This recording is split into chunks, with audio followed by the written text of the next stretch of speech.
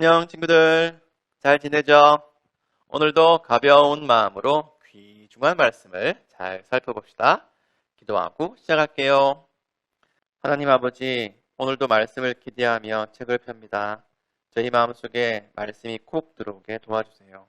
예수님의 이름으로 기도드립니다. 아멘. 오늘 본문은 술술 읽혀요. 내용이 어렵진 않아요. 두 가지 뼈대만 잘 기억하면 됩니다. 첫째는 진상들, 둘째는 사도의 권위입니다. 지난 수요일 큐티 내용을 떠올리면서 오늘 말씀을 먼저 읽어보세요.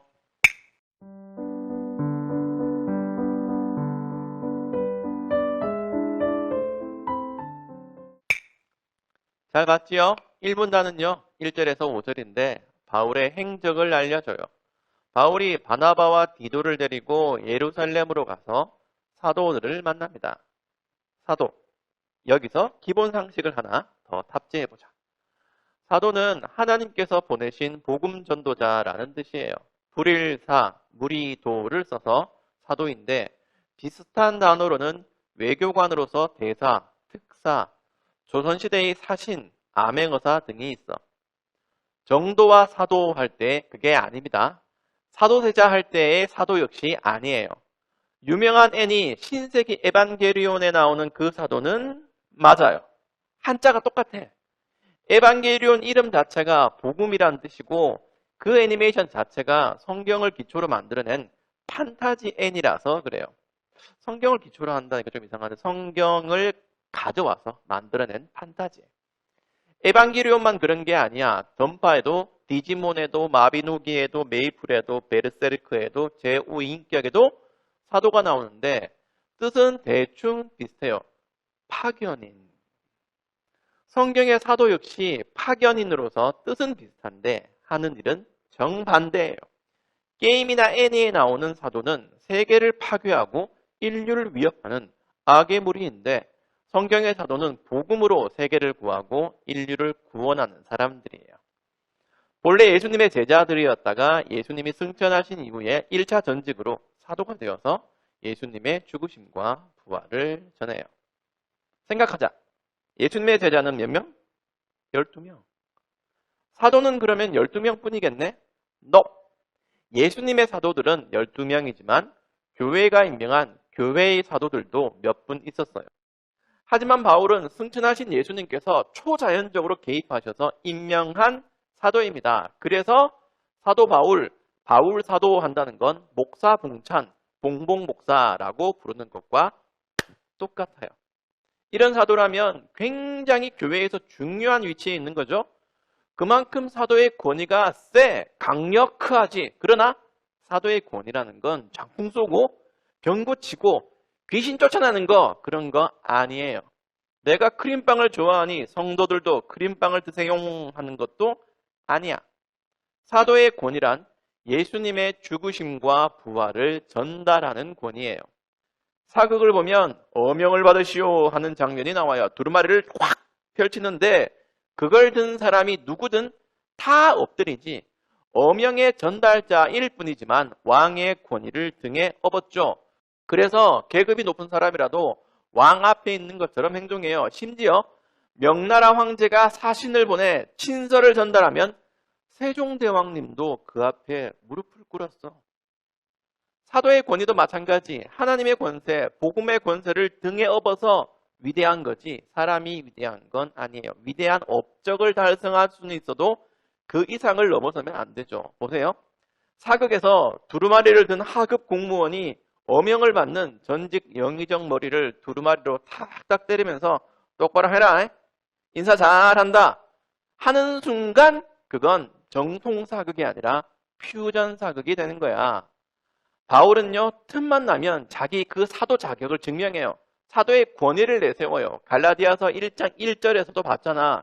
사람들이 뽑은 것도 보낸 것도 아니라 예수님과 하나님 아버지께서 자기를 사도로 삼으셨다고.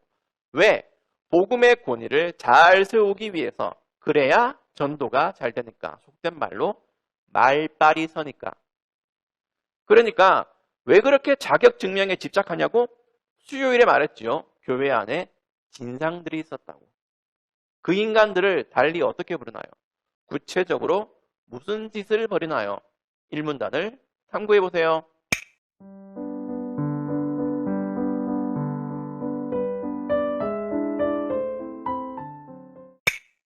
금방 나오죠? 4절의 거짓 형제들.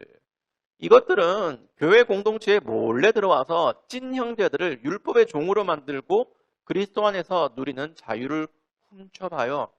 뿐인가? 종교 테러를 일으켜 자유를 빼앗고 혼란을 주려고 했어요. 무서운 점은 이게 갈라디아 교회 초신자들에게 먹혔다는 거야. 헷갈릴 수밖에 없는 게 거짓 형제들도 그게 하나님의 뜻이라고 하거든. 사서 삼경을 실천하라, 불경을 실천하라는 게 아니라 율법을 실천하라고 하니까 어려워. 내가 잘못 살았나? 잘못 믿었나? 의심도 들고 바울쌤이 전한 복음과 충돌하기도 하네. 뭐가 진짜야? 이러면 교회는요, 무너질 수 있어요. 복음의 기초가 얕으면 반드시 그렇게 됩니다. 얼마나 그게 중요하냐면 바울 사도가 갈라디아서 2장에서까지 이걸 다시 증명할까?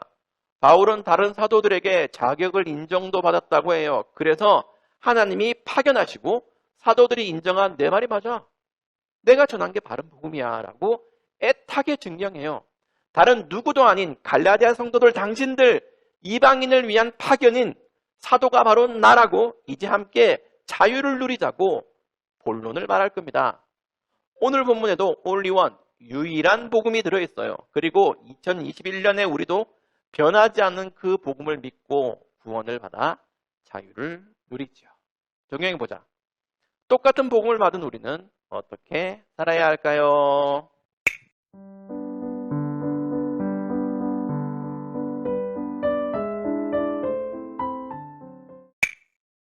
여러분, 현대에는요, 사도가 없어요.